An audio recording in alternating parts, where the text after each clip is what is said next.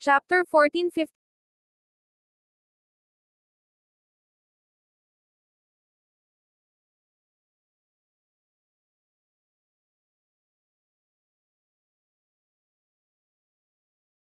Chapter 1451.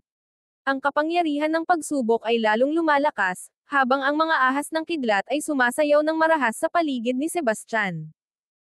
Ngunit, tila hindi siya naapektuhan ng sakit habang mahigpit niyang hinahawakan ang Harmony Blade. Sa sandaling iyon, itinaga niya ang kanyang tingin kay Mitchell. Tapos na si Mitchell sa paghihintay. Sa isang malawak na galaw ng kanyang mga kamay, naglabas siya ng sunod-sunod na mga orasayon.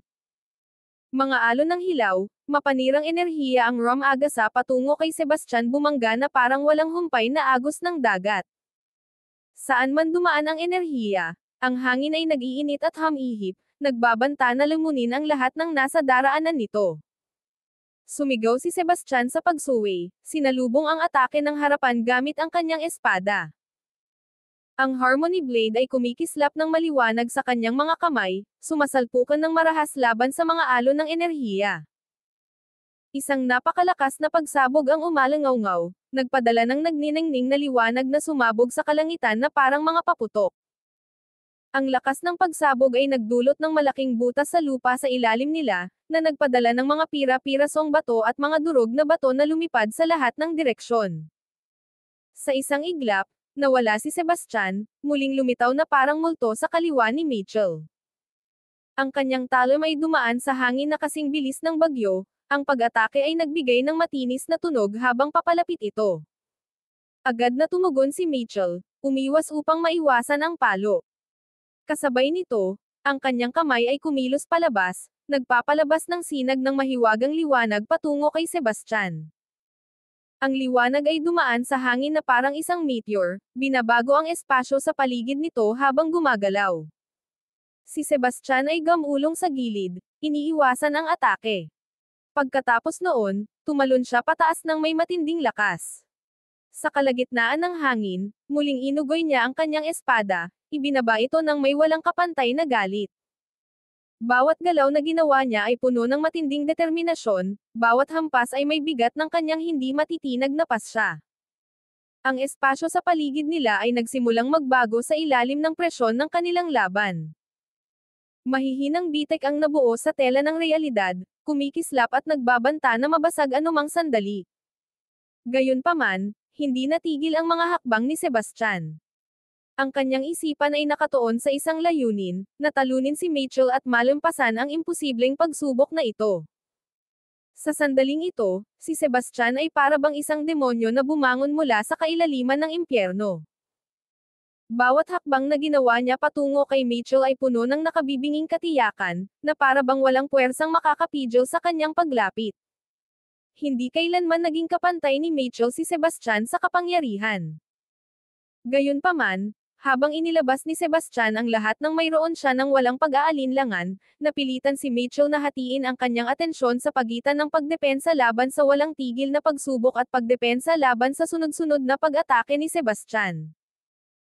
Ang banayad na hindi pagkakapantay na ito ay nagbigay diin sa timangan, at nagsimulang maramdaman ni Mitchell ang tumitinding presyon mula sa walang humpay na pag-atake ni Sebastian. Sa itaas nila, ang mga ulap ng bagyo ay nagngangalit na may lumalaking galit. Ang kidlat ay kumikislap ng may nakakatakot na dalas, bawat pagsabog ay nagbabanta na punatin ang tela ng realidad. Ang nakakabinging tunog ng kulog ay umuukit ng walang katapusan, habang ang mga ulap na kulay lila-itim ay umiikot na parang isang kumukulong palayok, na tila naghahanda na magpakawala ng isang dagok na may sukat ng apokalipsis. Mitchell ay sumumpa ng tahimik. Hindi niya inaasahan ang walang ingat na katatagan ni Sebastian.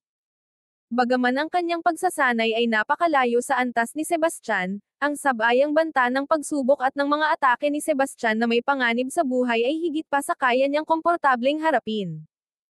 Malawak ang mga mata ni Sebastian sa hindi matitinag na determinasyon. Habang kinagat niya ang kanyang mga ngipin, para siyang isang galit na halimaw.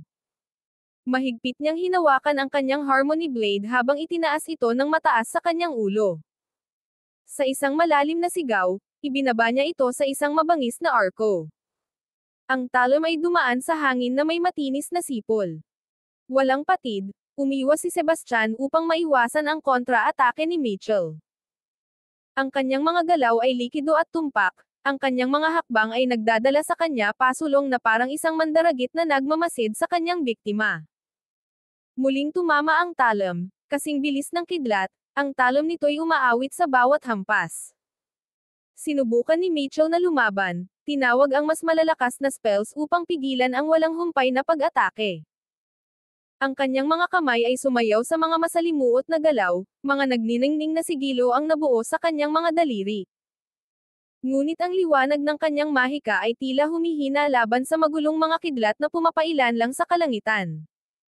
Nang makakita ng pagkakataon, itinusok ni Sebastian ang kanyang espada patungo sa isang bihirang butas sa depensa ni Mitchell.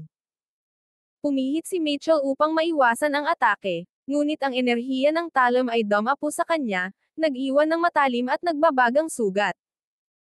Dumapo ang dugo mula sa sugat, ngunit agad itong sumangga sa ilalim ng init ng kidlat ng bagyo, humihip ng manipis na usok. Sumigaw si Mitchell ng galit. Nalaman niya na hindi niya maaaring pahintulutan na magpatuloy ang impas na ito. Pinagpag ang kanyang mga ngipin, nagpasya siyang tapusin ang laban, kahit na nangangahulugan itong ilagay ang kanyang sarili sa panganib.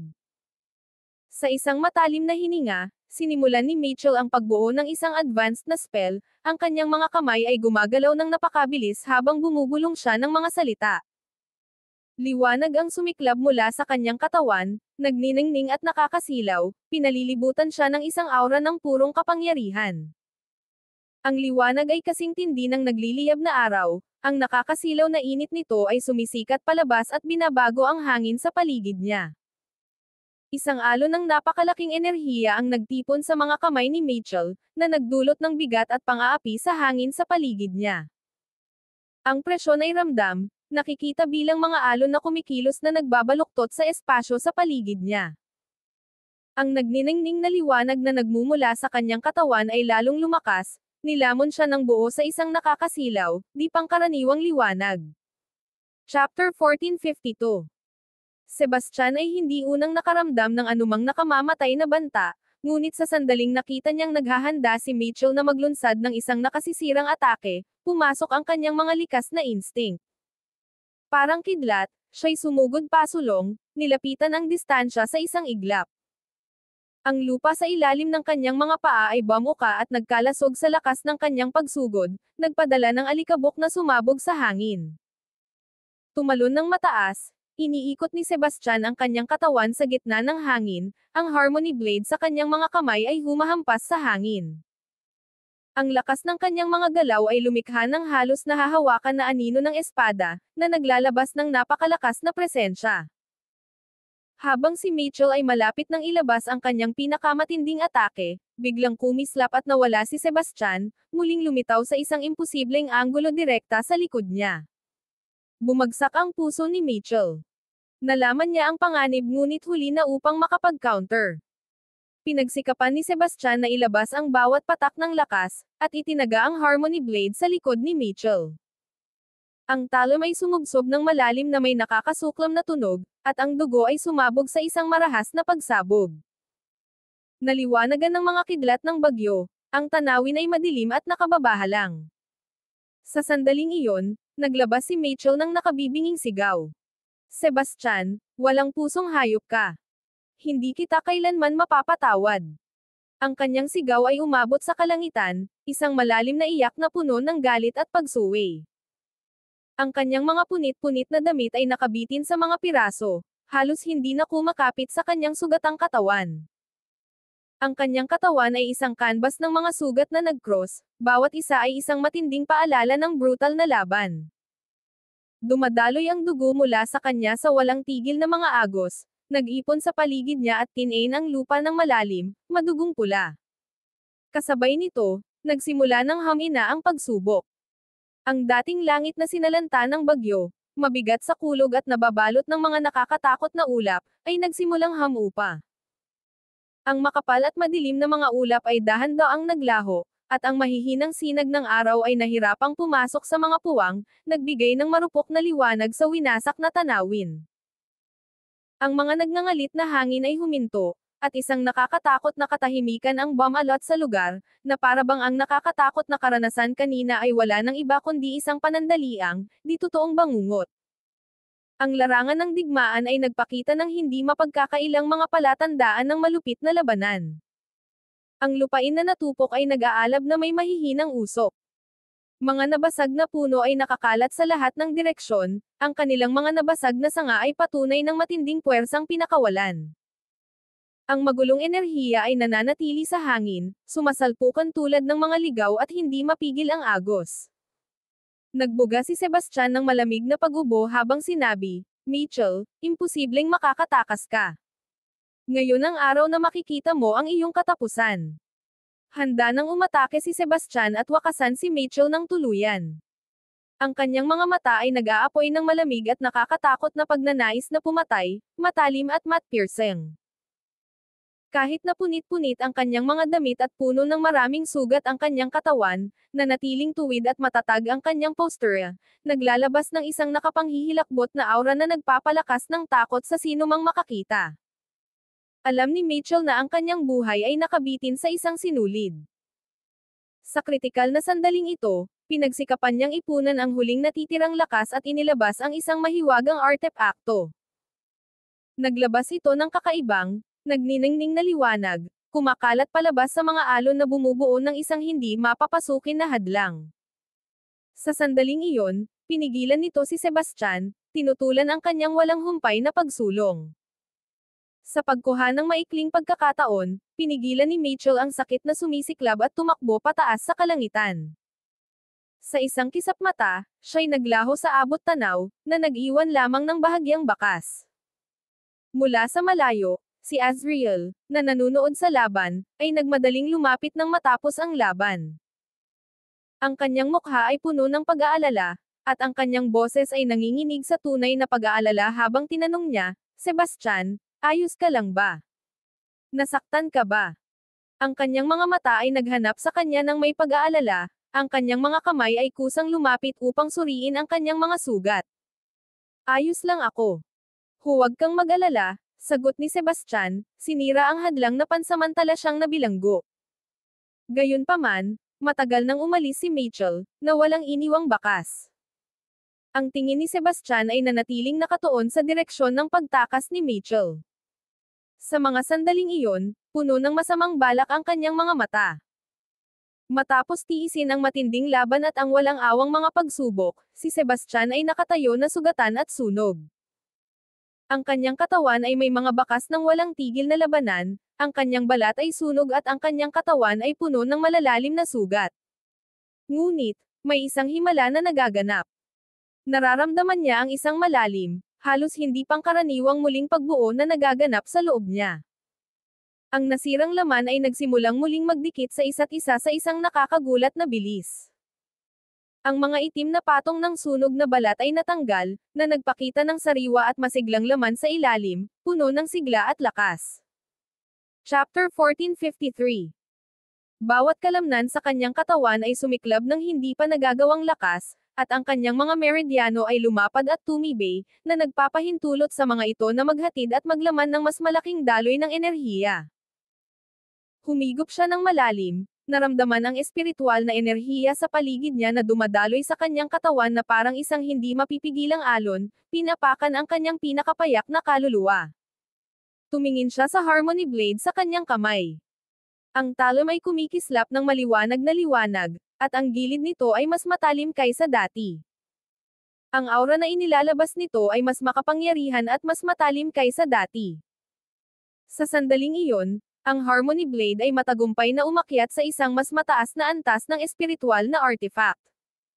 Lumiko siya kay Azriel, sinabi niya ng may matibay na determinasyon, "Azriel, si Mitchell ay walang awa at mapaghiganti.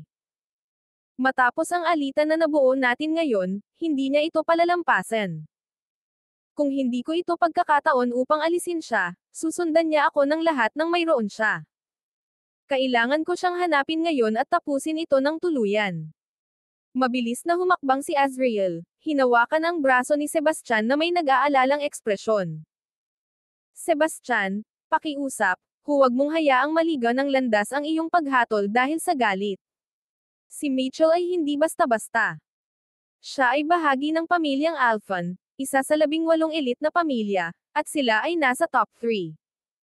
Ang kanilang kapangyarihan ay kasing lakas ng isang 4th-tier sacred ground. Mayroon silang mga yaman at eksperto na lampas sa imahinasyon, kaya ang pag-atake sa kanila ngayon ay walang iba kundi pagpapakamatay. Ang tingin ni Sebastian ay nanatiling matatag, hindi natitinag ng kanyang mga salita. Sabi niya ng may mababang boses, Azriel, alam kong nag-aalala ka para sa akin, at nagpapasalamat ako sa'yo. Pero isipin mo, naniniwala ka bang palalampasan ito ni Mitchell? Pagkatapos ng ganitong pagkatalo ngayon, tiyak na magtatanam siya ng galit sa akin. Kapag gumaling na siya, ang kanyang lakas ay lalampas sa akin, at kapag nangyari iyon, wala na akong laban sa kanya. Hindi ko siya pwedeng patakasan. Ang mukha ni Azriel ay puno ng pag-aalala habang siya ay nagngangalit. Pero Sebastian, napakalaki ng kapangyarihan ng pamilyang Alphon, at ang kanilang paghihiganti ay walang awa. Kahit na mapatay mo si Mitchell, hindi ka pa rin nila patatawarin. Magiging walang katapusang panganib at walang humpay na paghabol ang haharapin mo. Hindi nag-alinlangan si Sebastian. Haharapin ko yan kapag dumating na ang tamang panahon. Sa ngayon, kailangan kong patayin si Mitchell. Kung mawala siya sa pagkakahawak ni Azriel at tumakbo, sinusundan ang yapik ni Mitchell. Pinanood ni Azriel ang kanyang nag-aatres na figure at naglabas ng mahinang buntong hininga, tahimik na nagdarasal para sa kanyang kaligtasan. Matagal na sinubaybayan ni Sebastian si Mitchell ngunit sa huli ay kinailangan na niyang sumuko. Sa kabila ng kanyang malubhang mga pinsala, kahanga-hanga ang kakayahan ni Mitchell na makatakas, na nagbigay daan sa kanya na makaalis muli. Kung tuluyang gumaling si Mitchell, hindi siya titigil hanggat hindi siya nakakaganti. Sa kasalukuyan kong lakas, hindi ko siya kayang labanan. Kailangan kong lumakas. Nag-aalab ang determinasyon sa kanyang mga mata habang tumalikod siya patungo sa pinakamalapit na lungsod. Ayon sa manual ng pagsusulit, pagkatapos ng 3 buwan ng komprehensibong pagsusulit, magbubukas ang mga espesyal na training ground sa mga pangunahing lungsod, na maa-access sa pamamagitan ng pagpapalit ng mga puntos. Isang araw na lang ang natitira bago ang 3 buwang marka, kaya't ito ang perpektong oras para pumunta roon. Habang siya ay lumilipad, napansin niya ang ilang ibang tao na naglalakbay sa parehong direksyon sa pagtataka niya, nagpasya siyang sundan sila. Pagdating niya sa isang lambak, nakita niya ang isang maliit na puno na hindi kasing taas ng isang tao na tumutubo sa gilid ng isang matarik na bangin. Ang puno ay may daan-daang nagniningning na prutas, bawat isa ay naglalabas ng kakaibang liwanag. Ang espiritual na enerhiya sa hangin ay tila naaakit sa puno, umiikot sa mga nakikitang vortex sa paligid nito. Lumaki ang mga mata ni Sebastian sa gulat nang makilala niya ang maalamat na walang hanggang prutas. Sinasabing pinahahaba nito ang buhay ng isang tao, ito ay isang napakahalagang kayamanan na napakabihira. May isang pulutong na nagtipon-tipon na sa ilalim ng puno, ngunit sinumang sumubok na lumapit dito ay agad na inaatake ng iba. Ang lakas ng kanilang pinagsamang mga atake ay napakalakas na sinira nito ang sinumang naglakas loob na gumalaw.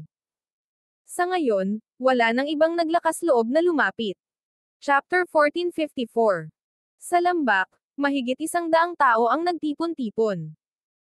Ang mga individual na ito ay nahahati sa 12-12 ng mga pangkat, bawat isa ay nagtatagisan laban sa iba, na lumilikha ng isang atmosfera na napakabigat na tila ang hangin mismo ay maaaring pumutok sa ilalim ng presyon. Lahat ng mata ay nakatuon sa ilang dosenang walang hanggang prutas sa itaas.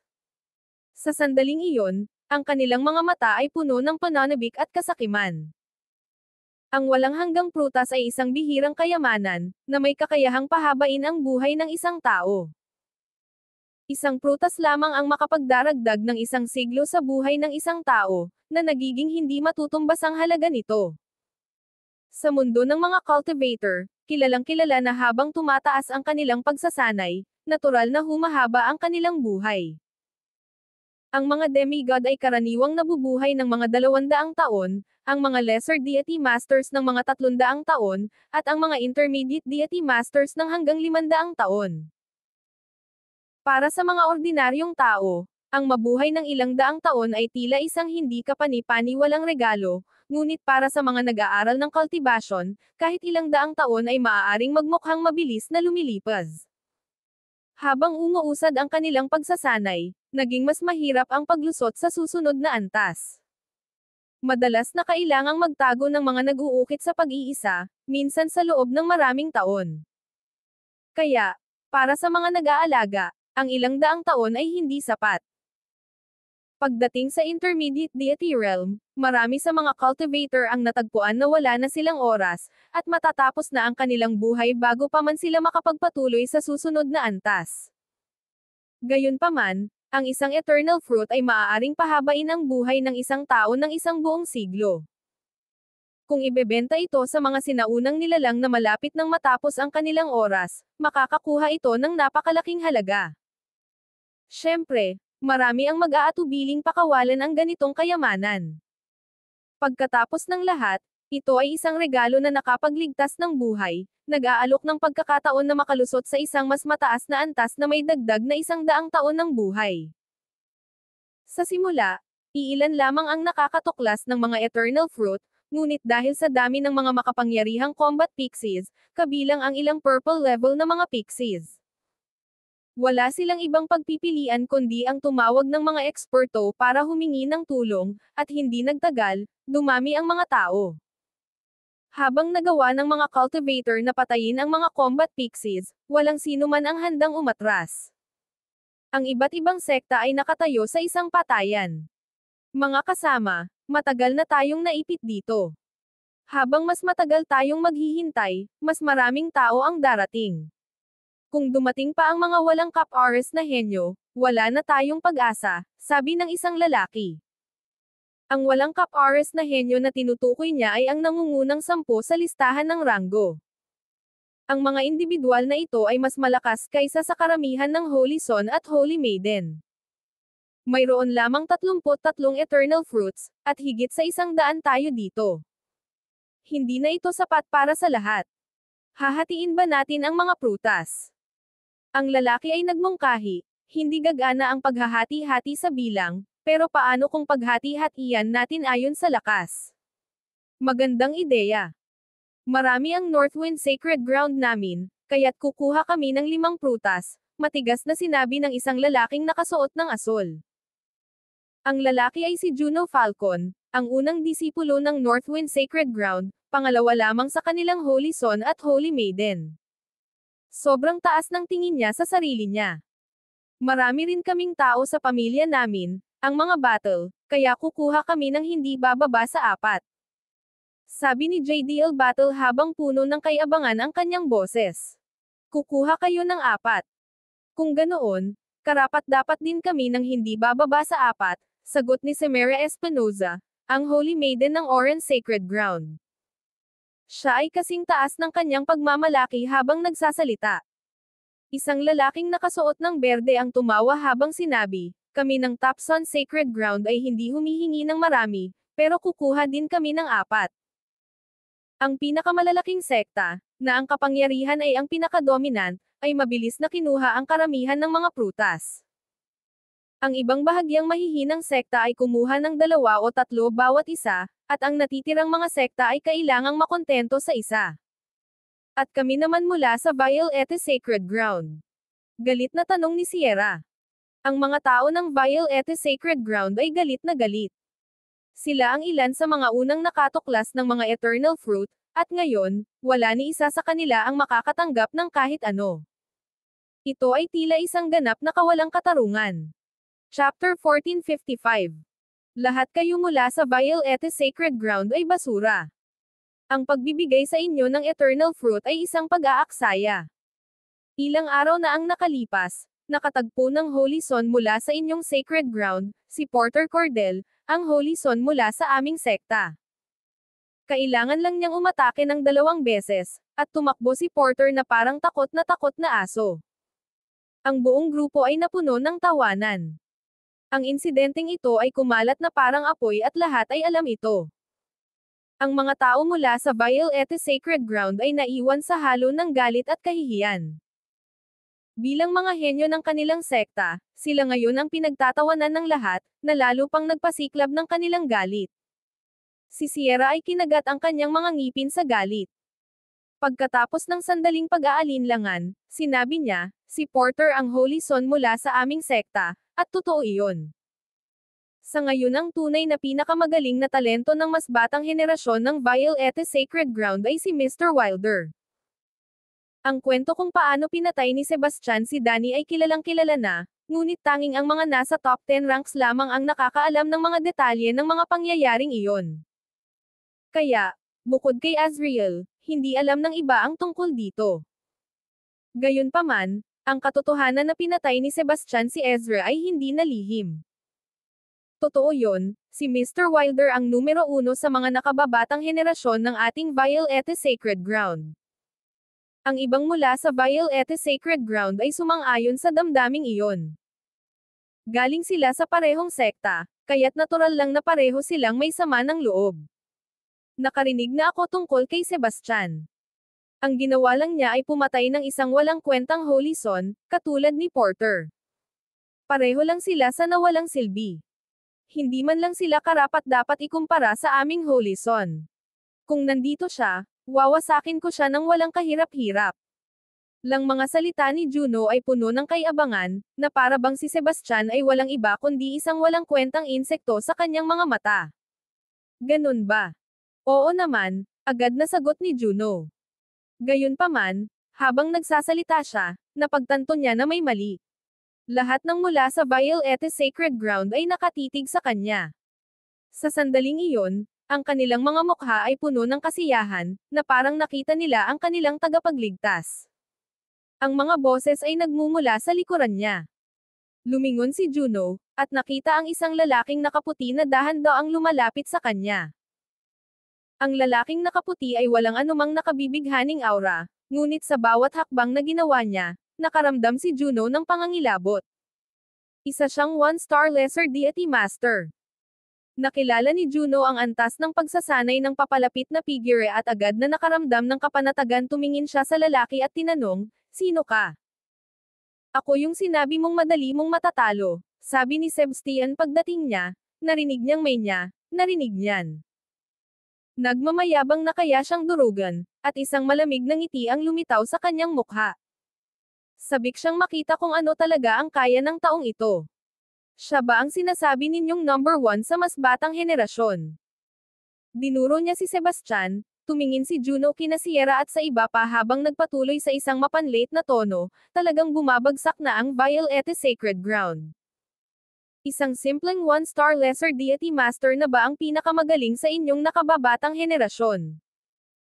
Sa ganitong antas ng kakayahan, kahit sino mula sa Northwind Sacred Ground ay kaya kayong durugan. Naging malamig ang ekspresyon ni Sebastian.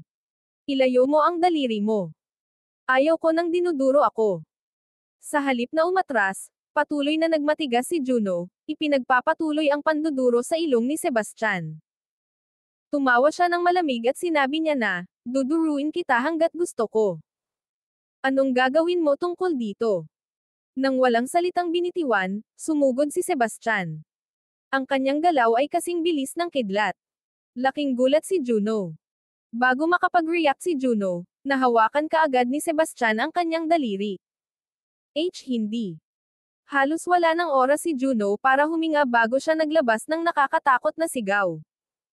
Pinilipat ni Sebastian ang kanyang daliri hanggang sa ito ay mabali. "Nagpapakamatay ka!" Sigaw ng isang lalaki mula sa Northwind Sacred Ground habang tumatawa siya ng malamig. Pagkatapos, sumuntok siya patungo kay Sebastian. Ang hangin sa paligid niya ay kumikiskas sa napakalakas na enerhiya ng isang 2-star intermediate deity master. Chapter 1456. Mr. Wilder, mag-ingat ka. Sigaw ni Sierra at ng iba pa. Bagaman alam nila kung gaano kalakas si Sebastian, ang lalaking malapit ng umatake ay may lakas na katumbas ng isang karaniwang Holy Son. Ito ay nagdulot sa kanila ng pag-aalala para sa kaligtasan ni Sebastian. Gayunpaman, hindi natatakot si Sebastian. Pinulupot niya ang kanyang kamao at matapang na sumuntok. Sa isang iglap, kumislap ang maliwanag na ilaw, at isang napakalakas na alon ng enerhiya ang sumabog. Isang malakas na pagsabog ang umalangaw-ngaw. Kasabay ng isang malakas na pagsabog, agad na nawasak ang lalaki ng marahas na enerhiya. Dumapo ang dugo mula sa langit, at mabilis na napuno ng amoy ng dugo ang hangin. Ano? Lahat ay nagulat, at nakabukas ang kanilang mga mata sa hindi makapaniwala kahit sina Sierra at ang iba pa ay hindi may kabli ang kanilang pagkabigla. Isang 2-star intermediate deity master ang agad na napatay ng isang suntok mula kay Sebastian. Ang paraan ng pagtingin ng lahat kay Sebastian ay agad nagbago. Sa sandaling iyon, ang kanilang mga tingin ay puno ng matinding pag-iingat, kahit takot.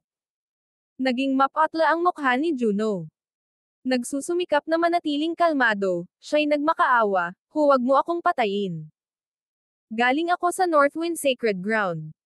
Kung papatayin mo ako, hindi ka kailanman palalayain ng aming Holy Son.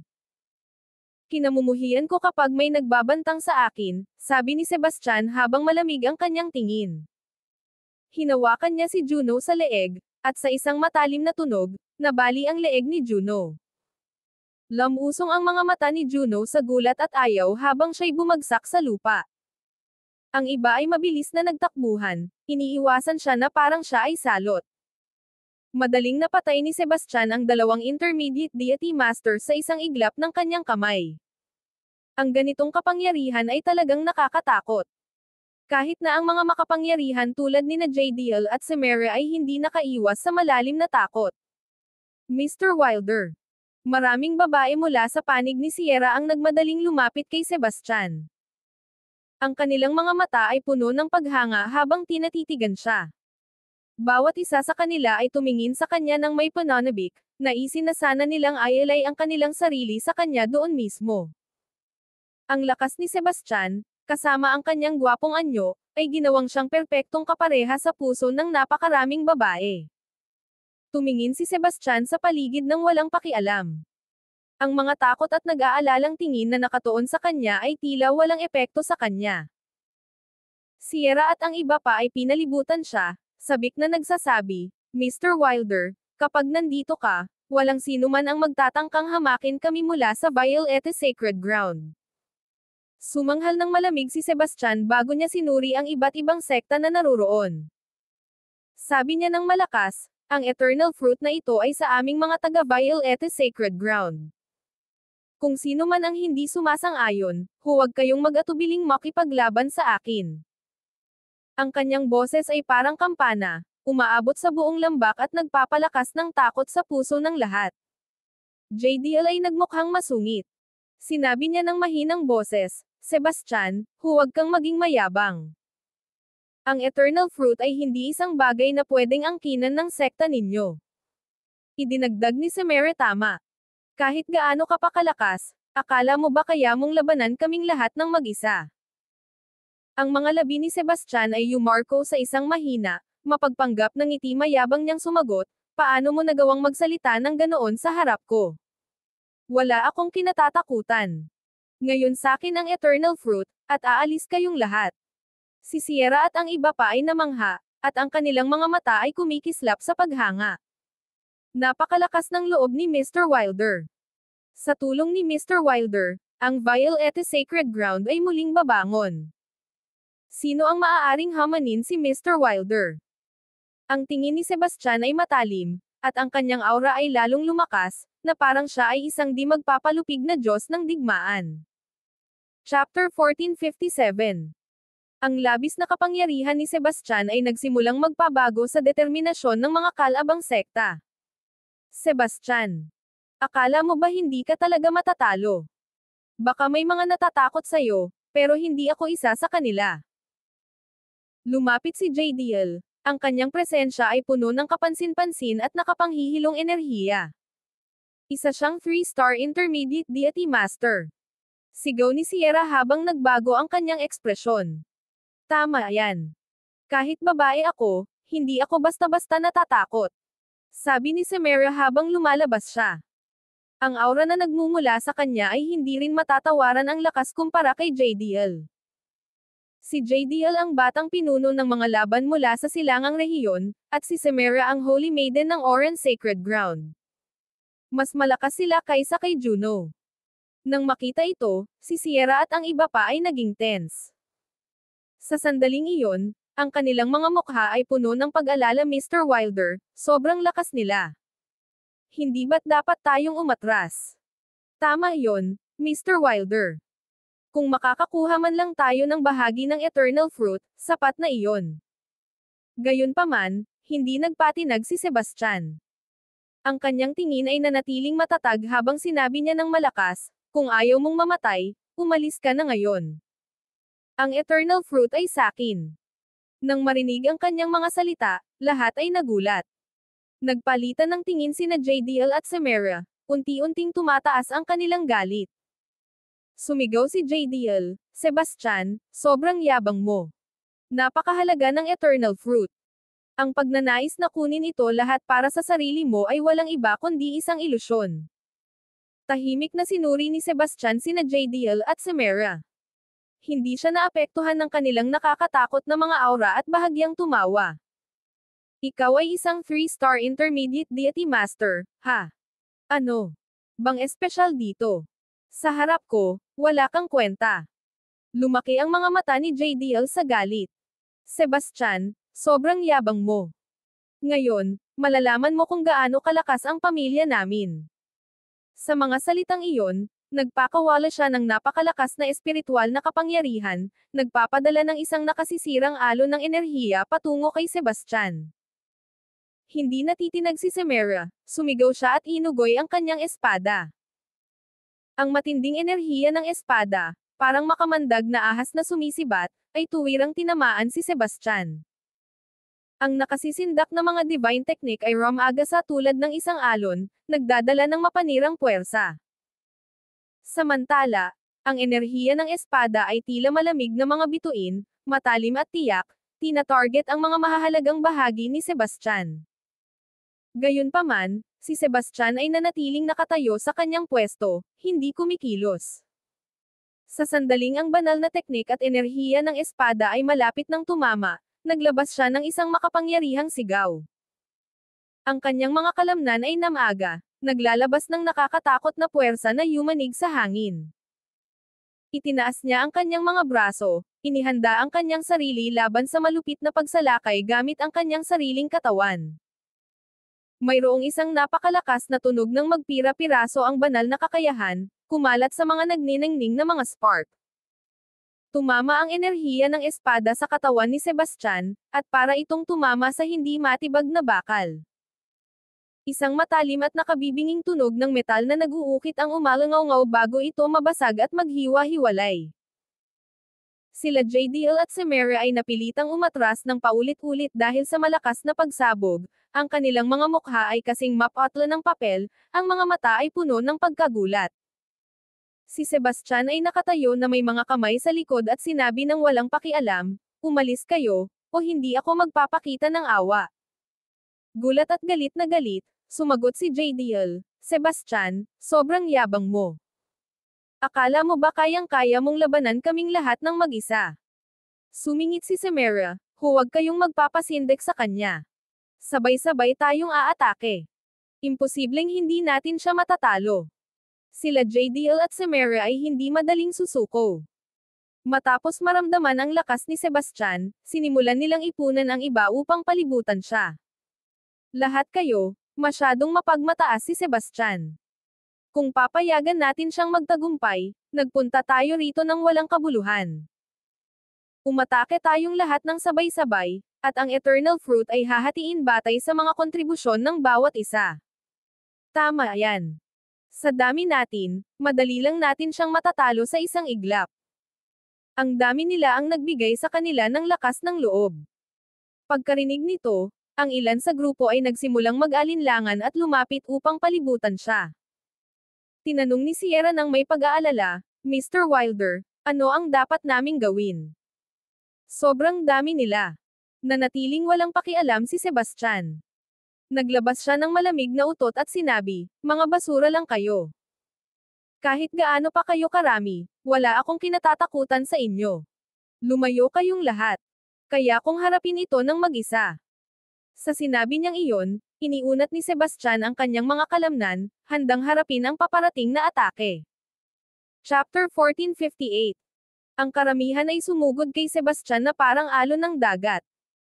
Iba't ibang banal na kakayahan ang nagbigay liwanag sa eksena, at ang mga alon ng espiritual na enerhiya ay kasing nakabibighani ng mga nagngangalit na agos. Sa isang sandali, ang lambak ay nagniningning sa isang nakakasilaw na hanay ng mga kulay, na para bang ang mismong langit at lupa ay mapapunit. Tumayo si Sebastian ng matatag na parang isang napakataas na bundok, malamig na pinapanood ang mga nasa unahan ng pagsalakay. Sa sandaling malapit na silang sumugod, biglang itinaas ni Sebastian ang kanyang binti at hinampas ito ng paalang. Isang pagsabog ng napakalakas na kapangyarihan ang sumiklab sa isang iglap, pinapadapo ang mga nangungunang tumatakbo.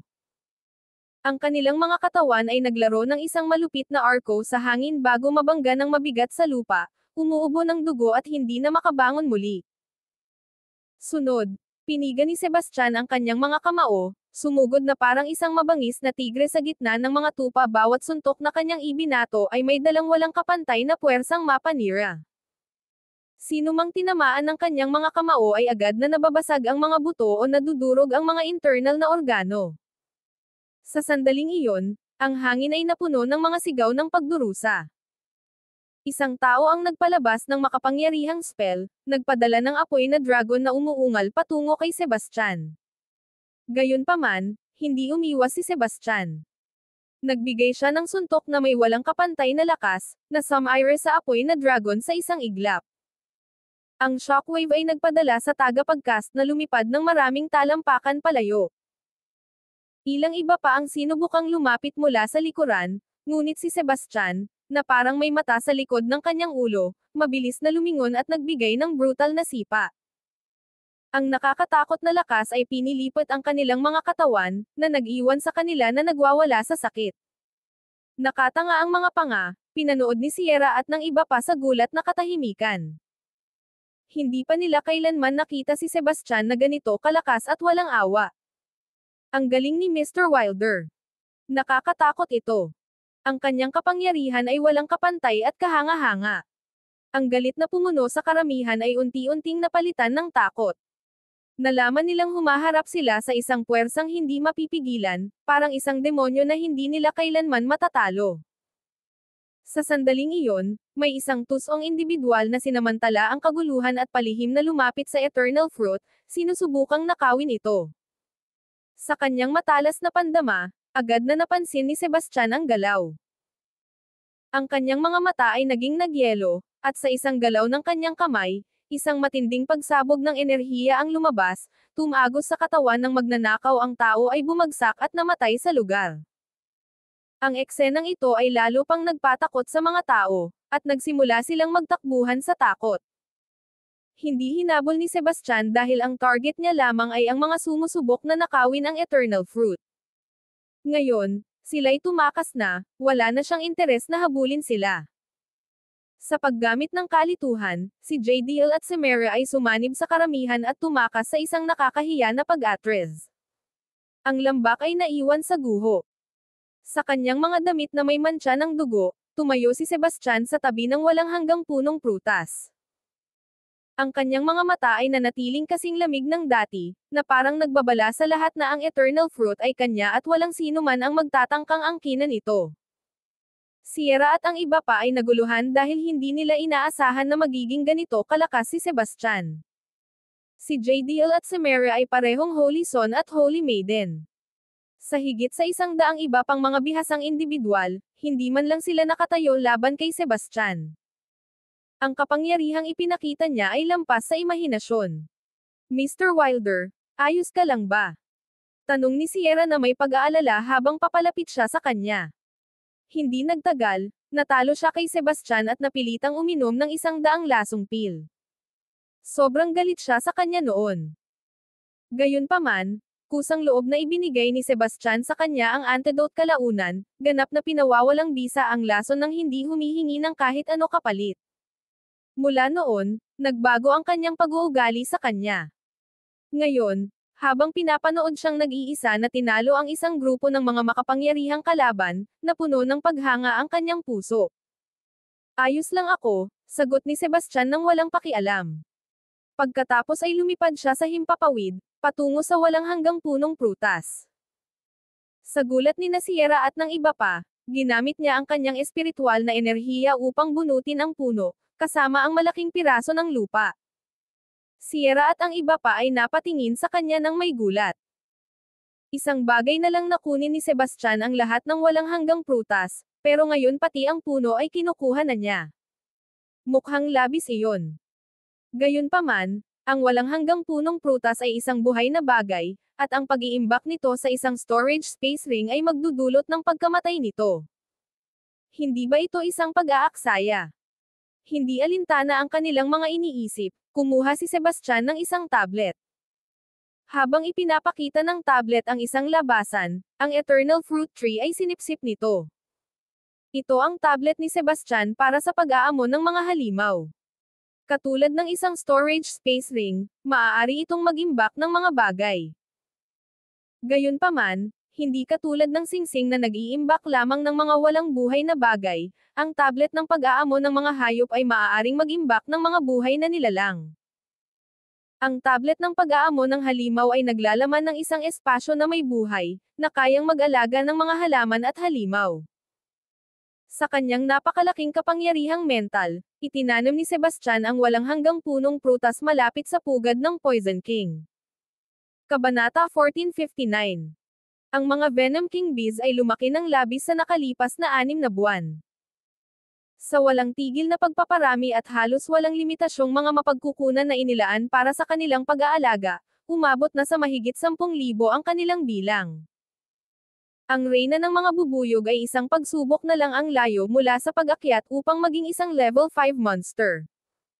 Ang reyna ng mga bubuyog ay labis na makapangyarihan.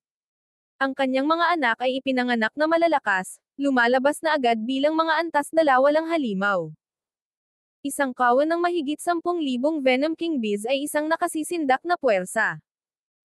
Kahit ang mga intermediate deity masters ay mapipilitang tumakas sa kanilang presensya. Sierra at ang iba pa ay nakatitig kay Sebastian na may mga mata na puno ng pananabik. Ngunit, wala ni isa ang naglakas loob na magsalita o humingi ng kahit ano. Si Sebastian ay sumulyap sa kanila sandali, pagkatapos ay umabot sa kanyang mga balabal at kinuha ang 6 na walang hanggang prutas. Ibinigay niya ito kay Sierra at sa iba pa, at sinabi, isa para sa bawat isa sa inyo. Huwag niyong hayaang masayang ang kayamanang ito. Labing-labis na tuwa, mabilis na tinanggap ni Sierra at ng kanyang mga kasama ang mga prutas, umaapaw ang kanilang pasasalamat. Salamat, Mr. Wilder. Mr. Wilder, labis ko itong pinahahalagahan. Lumingon kay Cassius Ward at sa iba pa, sinabi ni Sebastian, mag-ingat kayo. Mas mabuti kung aalis na kayo dito kaagad. Baka magdala pa ng mas malalakas na reinforcements ang mga taong iyon, at kung hindi nila ako makita, baka ilabas nila ang galit nila sa inyo. Tumanggo si Cassius habang sinasabi, aalis na kami kaagad. Dapat mas mag-ingat ka. Tumanggo si Sebastian bago tumalikod at umalis. Anong sinabi mo?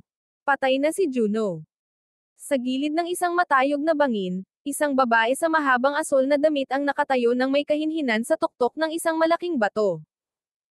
Ang kanyang mga balabal ay humahampas sa hangin, at ang kanyang kagandahan ay walang kapantay, bagaman ang kanyang ekspresyon ay kasing dilim ng bagyo.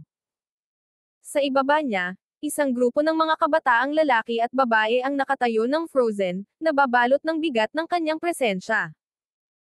Isa sa kanila, na nagtipon ng lahat ng kanyang lakas ng loob, ay nagsabi, MS Marshall, napakalakas talaga ni Sebastian. Napatay niya si Mr. Falcon sa isang suntok lamang. Ang iba ay tumanggo bilang pagsang-ayon, kahit na ang kanilang mga mukha ay nananatiling mapatla sa natitirang takot. Hindi ko inasahan na ang nahulog na Violette Sacred Ground ay makakapagbigay pa rin ng isang katulad niya, pero ang pinakamalaking pagkakamali Neva Avenue ang pagtawid sa Northwind Sacred Ground. At para doon, isa lamang ang magiging resulta, at iyon ay kamatayan. Ang babae, si Zofia Marshall, ay ang kasalukuyang Holy Maiden ng Northwind Sacred Ground. Sa iyong pamumuno, tiyak ang tagumpay. Nais namin sa iyo ng mabilis na tagumpay, Ms. Marshall. Agad siyang binuhusan ng papuri ng grupo. Ang ekspresyon ni Zofia ay lumambot at ngumiti, malinaw na nasisiyahan. Ang inyong katapatan ay hindi mananatiling walang gantimpala. Pagkatapos kong ayusin ang batang iyon, lahat kayo ay bibigyan ng gantimpala. Matapos huminto sandali, nagpatuloy siya, ngayon, magkalat kayo at hanapin si Sebastian para sa akin. Sino mang makakita sa kanya muna ay bibigyan ng 3 walang hanggang prutas. Ang pagbanggit ng ganitong gantimpala ay agad na nagbigay liwanag sa kanilang mga mata. Ang mga walang hanggang prutas ay mga kayamanang hindi matutumbasan. Oo, Ms. Marshall. Sabay-sabay nilang sagot bago naglaho sa iba't ibang direksyon. Habang pinapanood ni Zofia ang kanilang mga nag-aatres na anyo, isang kislap ng kawalang awa ang kumikislap sa kanyang mga mata. Sebastian, tingnan natin kung saan ka posibleng tumakas. Si Zofia ay hindi isang karaniwang tagapagsanay. Siya ay nagtataglay ng kapangyarihan ng isang 4-star intermediate deity master, at ang kanyang kasanayan sa sword intent ay umabot na sa antas ng perpektong pagkakaisa sa pagitan ng espada at kaluluwa. Ang walang kapares na kombinasyong ito ay nagbigay sa kanya ng lakas na higit pa sa iba sa kanyang antas, na nalalampasan ang karamihan sa mga Holy Son at Maiden. Sikat na sikat siya sa loob ng Northwind Sacred Ground. Ang mga ganitong senaryo ay hindi bihira. Ang mga tumakas sa takot ay madalas na tumatakbo pabalik sa kanilang mga sekta, nagsusumbong sa kanilang pinakamalalakas na kaalyado. Walang palya, ang pagbanggit ng mga walang hanggang prutas ay nagdulot kahit sa pinakamalalakas na eksperto ng pagnanais. Kabanata 1460. Ang isang eternal fruit ay maaaring pahabain ang buhay ng isang tao ng 100 taon, isang hindi mapaglabanan na tukso para sa sinuman. Hindi nakapagtataka na walang katapusang mga tao ang nagmamadaling maghanap kay Sebastian, at nag-aalok sila ng napakalaking gantimpalang 1 bilyong espiritual na bato. Di nagtagal, si Cedric Windham, ang Holy Son ng Harmonia Sacred Ground, ang unang nakakita kay Sebastian sa isang liblib na lambak. Kasama niya ang ilang mga disipulo mula sa kanyang guild. Sa mga sandaling iyon, katatapos lang ni Sebastian sa pagdadalisay ng isang walang hanggang prutas at papalabas na sana patungong lungsod upang ipagpatuloy ang kanyang pagsasanay, pero bago pa siya makakilos, hinarang ni Cedric at ng kanyang mga tauhan ang daraanan ni Sebastian na may galit na makikita sa kanilang mga mukha. Nakakross ang mga braso at mayabang na nakangiti, tinignan ni Cedric si Sebastian at sinabi, "Ibigay mo ang eternal fruit, bata, at baka pala rin ka pang mabuhay. Kung hindi, pagsisisihan mong ipinanganak ka." Ang mga disipulo sa likuran niya ay sumabay sa mga pang-aasar. Tama. Suwayan mo ang aming Holy Son, at pababagsakin ka namin sa lupa. Maging matalino ka, at huwag kumilos ng padalos-dalos. Ang ekspresyon ni Sebastian ay naging malamig, at siya ay ngumisi. Akala nyo ba may pag-asa kayo? Umalis na kayo. Ang galit ni Cedric ay naging mapait ng ngiti. Isa kang hanggal. Hayaan mong ipakita ko sa iyo ang kapangyarihan ng Holy Son. Sa mga salitang iyon, siya'y biglang sumugod patungo kay Sebastian. Ang kanyang mahiwagang artifact ay kumikislap ng maliwanag at naglalabas ng matindi at nakamamatay na enerhiya. Hindi umiwas o tumakas si Sebastian, kundi sumugod siya ng diretsyo upang salubungin ang atake ni Cedric ng harapan gamit ang matinding lakas ng kanyang hindi matitinag na pangangatawan. Isang malakas na tunog ang umalangaw habang napilitang matamba pabalik si Cedric, at ang kanyang mukha ay naging mapatla. Bago siya makabawi, mabilis na lumapit si Sebastian at naghatid ng isang malakas na suntok. Hindi nakapag-react si Cedric sa tamang oras nang tumama ang suntok sa kanyang dibdib. Damyugo mula sa kanyang bibig, at siya'y bumagsak ng walang buhay sa lupa. Nagtigilan ang mga disipulo, napatla sila sa takot, at tumalikod upang tumakas. Sebastian ay humalaklak. Susubukan niyong tumakas. Hindi pwede. Ang kanyang anyo ay gumalaw na parang hangin, at sa loob ng ilang sandali, nilipol niya ang bawat isa sa kanila. Matapos panasan ang alikabok sa kanyang mga damit, lumipad siya patungo sa lungsod na parang walang nangyari. Sa sumunod na panahon, nakatagpo siya ng ilang grupo na nagtangkang ambusuhin siya. Ang kinalabasan ay palaging pareho, lahat ng sumubok na umatake sa kanya ay mabilis na napatay bilang ganti. Matapos makapasa sa pagsubok, ang lakas ni Sebastian ay lubos na tumaas. Maliban sa mga nangungunang eksperto tulad ni Mitchell, halos hindi niya itinuturing ang mga karaniwang Holy Son at Holy Maiden na karapat-dapat sa kanyang oras. Ang mga patuloy na ambush at pagnanakaw sa kanyang daraanan ay wala nang iba kundi isang abala para sa kanya. Gayunpaman, hindi sila walang benepisyo. Nakakuha siya ng kayamanan ng mga nakaw, at ang kanyang mga puntos ay umabot ng higit sa 53 milyon, na naglagay sa kanya sa ika-10 pwesto sa ranggo. Ang nakakagulat na pagtalon na ito ay nag-iwan sa lahat ng mga pangunahing puwersa sa labas ng mundo sa ganap na kawalang paniniwala. Maging ang mga Peak Lords ng Vile et Sacred Ground, tulad ni Orion at Ryan, ay nagulat, lalo na sina Rudyard at ang iba pang matatanda, na hindi makapagsalita. Hindi nila kailanman naisip na isa sa kanilang mga disipulo ay makakapasok sa nangungunang 10 ng Sovereign Trial. Noong nakaraan, wala ni isa sa kanilang mga kinatawan ang nakapasok sa top 20. Bukod pa rito, si Sebastian ay hindi isang Holy Son o Holy Maiden. Kaka-join lang niya sa banal na lupa ilang buwan na ang nakalipas. Bago nagsimula ang paglilitis, wala ni isa ang tumingin sa kanya ng seryoso, ngunit si Rudyard at ang mga nakatatanda ay nagulat at naiinis dahil ang mga aksyon ni Sebastian ay nagdulot ng labis na kaguluhan. Mula sa mga pagbabago sa punto ni Sebastian, napag-alaman nila na pinatay niya ang maraming mga guro, kabilang sina Ezra, ang Holy Son ng Gaudium Sacred Ground. Danny, ang Holy Son ng Lacuna Sacred Ground. Cedric, ang Holy Son ng Harmonia Sacred Ground. Juno Falcon ng Northwind Sacred Ground, at marami pang iba. Si Sebastian ay nakalampas sa maraming makapangyarihang paksyon, kabilang ang mga super pamilya at mga banal na lupa. Kung magpasya ang mga puwersang ito na gumanti, kahit ang Vile et Sacred Ground ay mahihirapang ipagtanggol ang sarili nito. Samantala, ang mga sagradong lupain at mga pamilya ng mga pinaslang na guro ay nagngangalit sa galit. Nangako silang gagantay kay Sebastian at pinunit siya. Sa Ascendant Isle, balak ni Sebastian na mabilis na bumalik sa lungsod. Para manatiling hindi kapansin-pansin, pinalitan niya ang kanyang kasuotan at nagsuot ng pilak na maskara. Sa kabila ng mga pag-iingat na ito, pinigilan pa rin siya ng isang grupo ng mga tao. Hindi siya nakilala ng grupong ito at gusto lang nilang nakawin ang kanyang mga puntos. Pagkatapos pumasok sa komprehensibong pagsubok, maaaring ilipat o ipagpalit ang mga puntos.